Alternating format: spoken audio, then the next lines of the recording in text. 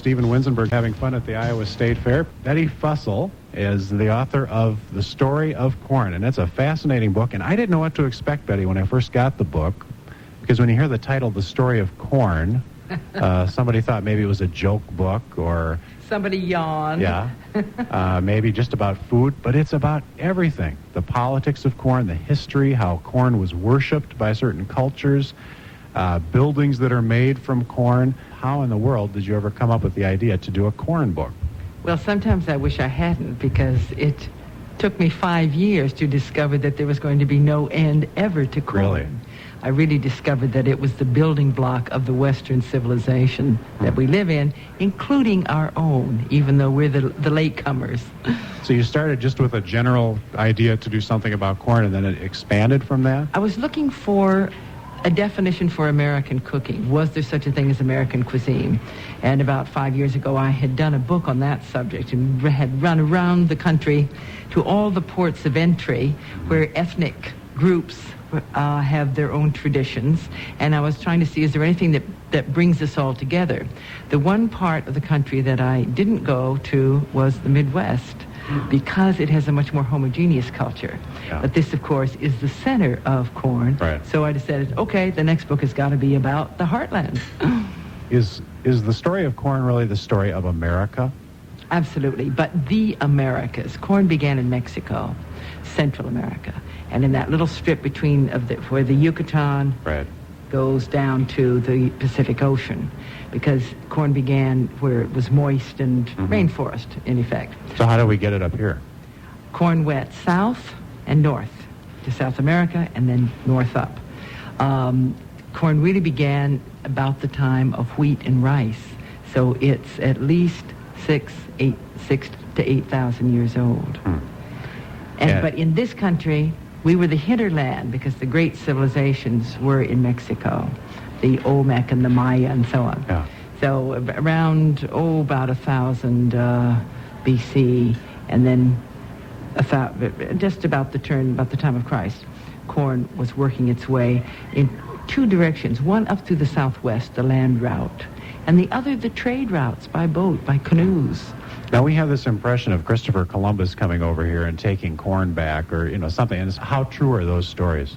True. There was no corn any place but the Americas until Columbus came. And on that first voyage, he took back some corn kernels, and he took back an ear of corn, and he tried to describe to the court of Spain. He said, I don't know what to call this plant. They call it maíz down there in the Caribbean, which is where he was. The Arawak word for corn is maíz. And he said, this plant grows as tall as a man, and its fruit is as big as a man's forearm. So they had trouble deciding what to call it. And they called it turkey wheat for a long time. Really? It was a grain, and turkey meant something barbaric, something strange and exotic. So later the English called it turkey corn, because their word for grain of all kinds, meaning wheat and millet and rye, the ones they were used to, was corn. And then the turkey dropped off, and it just became corn. But the rest of the world calls it maize. So corn was originally a word for all types of wheat? For the grains that were known in the old world. So that every time you read about corn in the Bible, you're reading about wheat.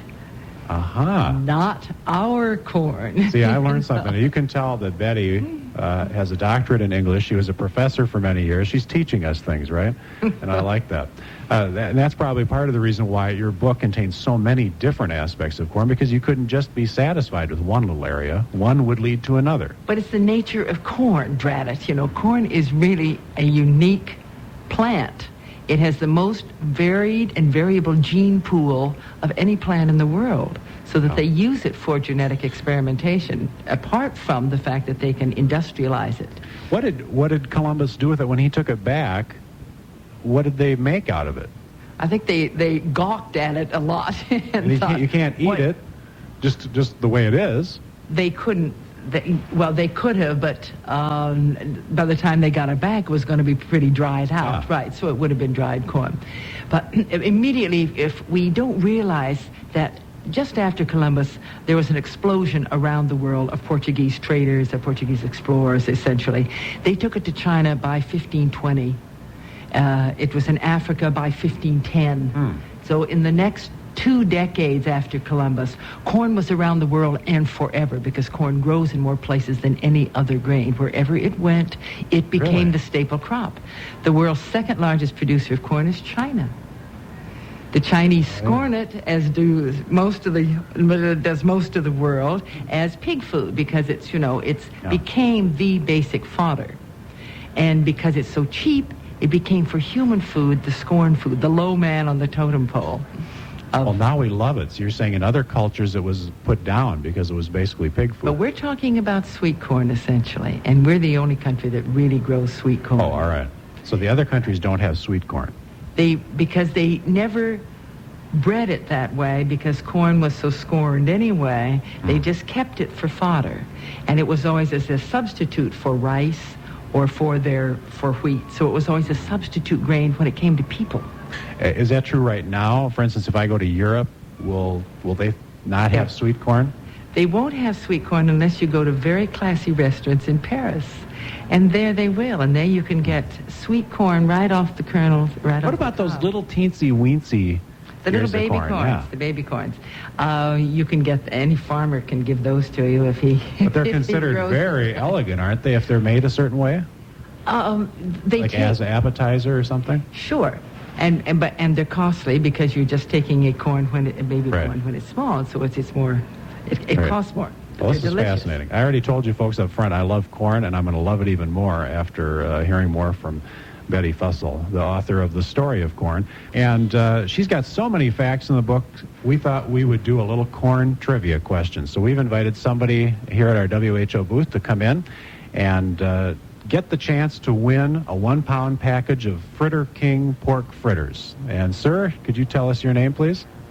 Marshall Barker. Marshall, where are you from? Mount Ayr, Iowa. And what do you do for a living? I'm retired, but I'm on the farm yet. And you don't happen to grow corn, do you? Yes. You do? Oh, no. Good. Well, you're a good person to have in here. You know, Betty has studied corn for many years now, and she's come up with some interesting facts, and this is one that I think the general public will probably know. Marshall, who is the inventor of gourmet popping corn? The inventor? Yeah. Who came up with gourmet popping corn? And your wife can help you if she wants. You probably... Orville Redenbacher, right? Well, that's close enough. Orville Redenbacher. You're absolutely right. Good job, Marshall. Thank you for coming to the State Fair, and good job on the question. Okay, thank you. Have a nice day today. Tell us about that, Betty. What's interesting about him is that he really was a geneticist. That is, he was a farmer who had gone into plant breeding, and he did breed a better kind of popcorn because it has a larger kernel. It is he bred it a very stable crop so that every kernel pops. And you know, all corn can pop. The original corn was popcorn, and 3,000 years later they found that the corn that they found in Bat Cave could still pop, unbelievably. But the kind of corn we call popcorn just has more moisture in it and a fairly tough skin, so that under heat the moisture expands and then bloop, it turns inside out. So all corn can pop. I didn't realize that. I thought only certain types of corn could pop. Popcorn is one of the 5 types of corn, and that pops the best. Is what and it pops. What the would fullest. the other stuff taste like? Like pig feed, or? It'll just taste like a parched kernel slightly, because it won't pop the same way, the same inside out. Do you love popcorn? I love popcorn. Oh, I love it. 56 quarts a day we eat, a day. 56 quarts a year. Man, woman, and child is how much popcorn we eat. And you're in the heart of popcorn country here. I mean, people here just love popcorn. And the USA, of course, is the world's largest consumer of popcorn. So you're saying Orville Redenbacher, this isn't just some advertising guy that they made up or some guy who owns a company. He was actually a county extension agent. Exactly. And came up with this. He came up with this, but he also knew how to market it. He marketed it out of his back, out of his van for a long time because he believed in it. And then became a huge company, of course. You alluded to this Bat Cave, and that is a fascinating part of the book where they found corn thousands of years old Tell us about it. But they didn't find it until 1948, which is really relatively recently.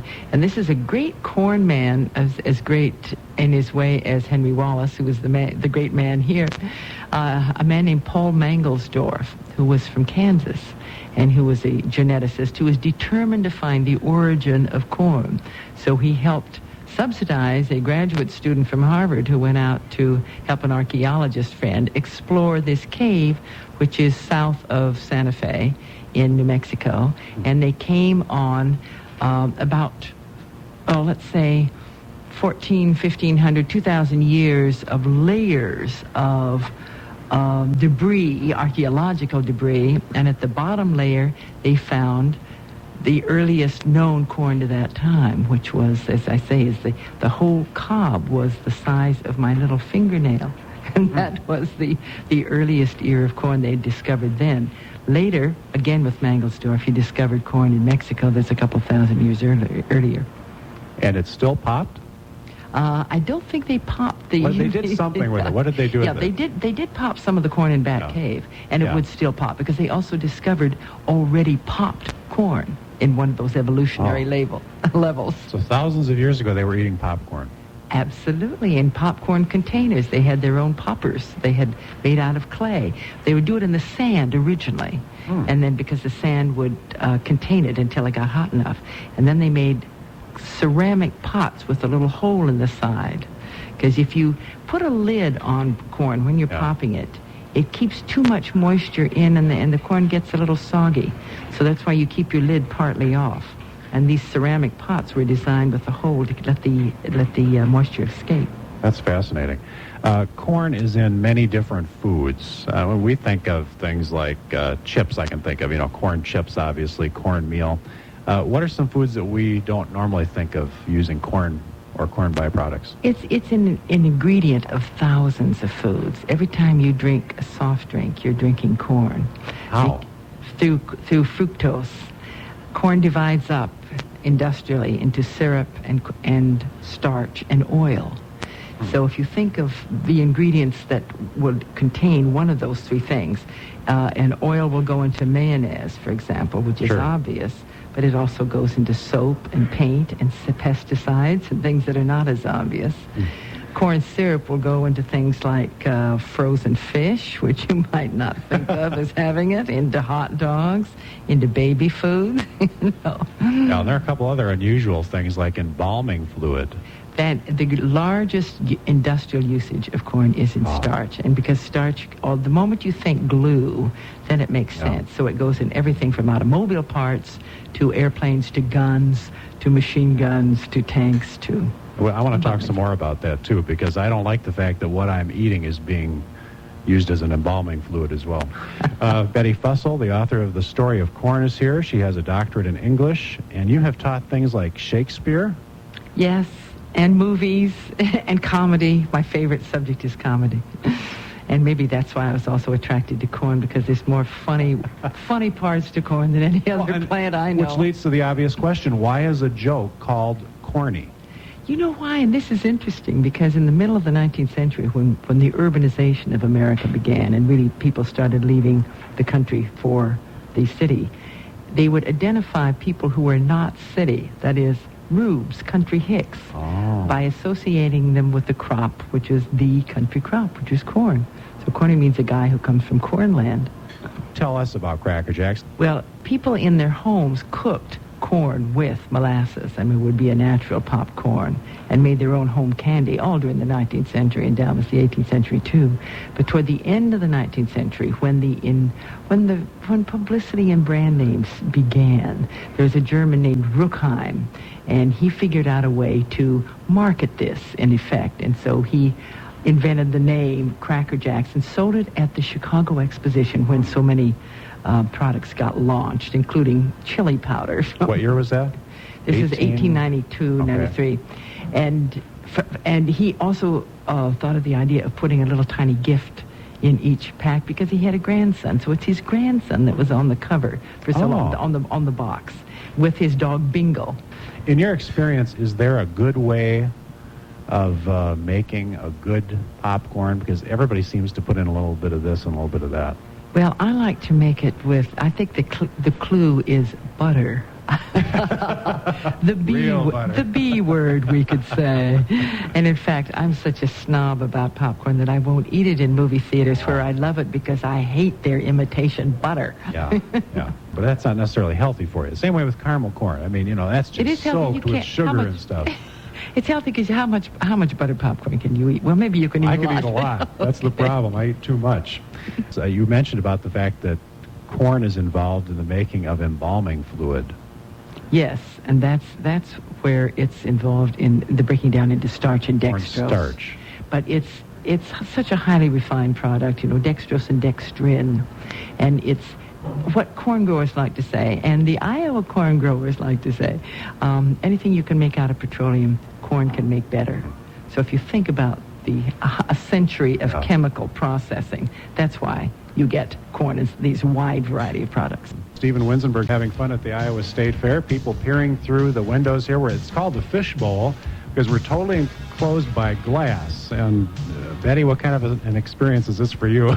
I like the bowl. Have you ever Maybe done more this than kind the of an fish. interview before where you've got people milling around you? Well, actually, I have in supermarket malls, but I've never been to the Iowa State Fair, so my excitement is out there. Yeah, this should be a learning experience for you. And you have to see Betty to appreciate her because she looks corn. She's got corn earrings, little corn necklace. She's got a corn outfit on. Now, you may ask, how do you have a corn outfit on? Explain to them. Because I got yellow and green. Yeah, you've got a green jacket and a yellow turtleneck on, and it looks just fabulous. You look like a little ear of corn.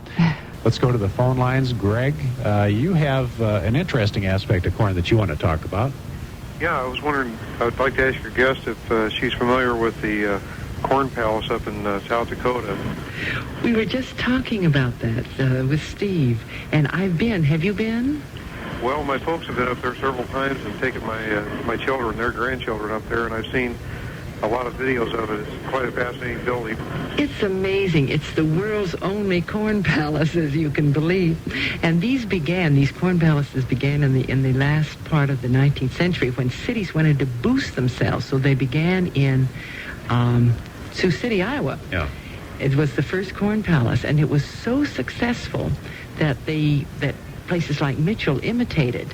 But what I love about them is that, these buildings were so full of fantasy. They look like they're like Red Square in Moscow with all their onion bulbs and towers and all of this made out of corn kernels used as if they were mosaics and other native grasses like sorghum and lots of kinds of, so you could get lots of textures and colors.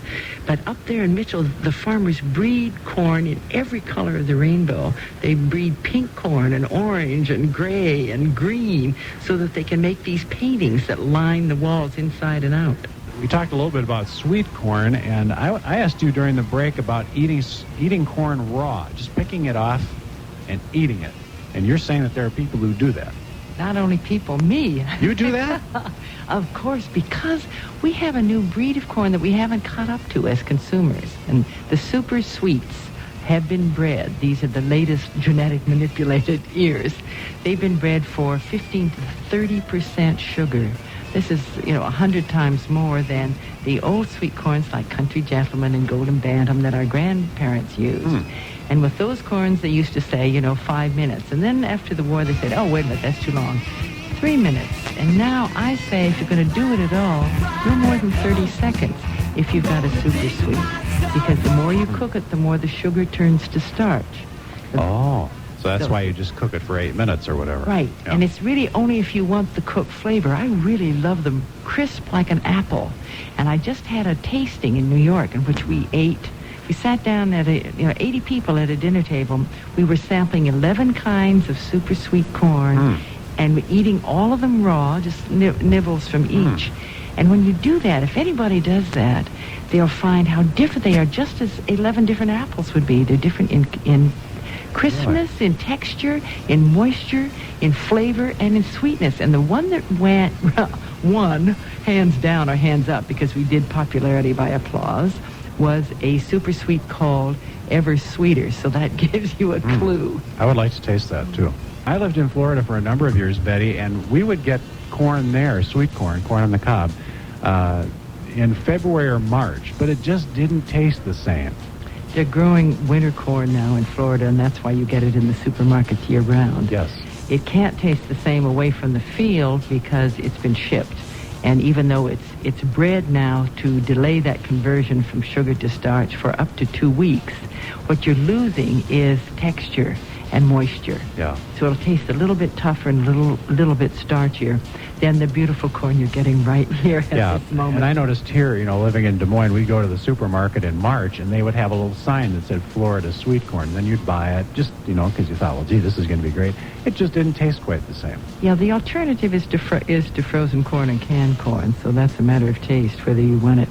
The alternative in February is not a delicious Iowa corn in When August. they ship this, how do they ship it? Is it shipped on ice or what? Like any other produce, sure, on ice, in refrigerator trucks. What about the future of corn? Is there such a thing? What can they do that they haven't done with corn? The one thing we can make sure is that the corn is going to be here in the next 2,000 years, as long as the planet is. And I'm sure they'll find new industrial uses. My hope is that the rest of the world discovers sweet corn. Sounds good. And Betty, thank you so much for being with us. It's a great book, The Story of Corn by Betty Fussell. Thanks a lot. Have a good day at the Iowa State Fair.